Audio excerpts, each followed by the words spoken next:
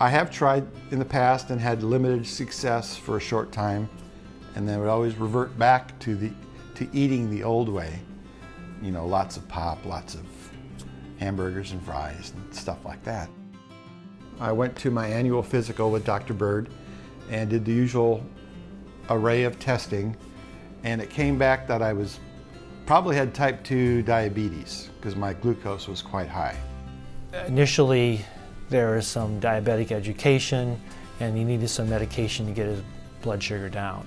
But my biggest goal with him was to have him make a change in lifestyle. My weight was probably at the highest it had been for a long time. I could see an ongoing problem. That was a big change in my thinking about health in general. I think the main points are increased vegetables, less meat and dairy. I mean, that's how I'd say it in the summary. Benefits with less calories, benefits with health-promoting nutrients.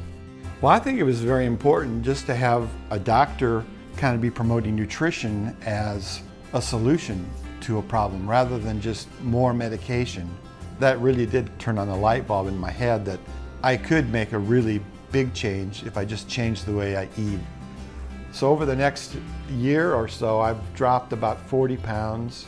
He certainly has had success and lost quite a bit of weight, and we've been able to cut back on his medications. And I think with him seeing the success that he's had has given him more power to realize how much control he has over his health. He's got more energy, he takes more initiative, he's more engaged. He was just healthier as a whole person, not just physically.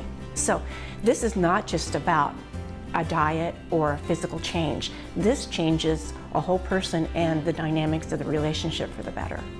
What my patients eat is more important than any medication that I give them.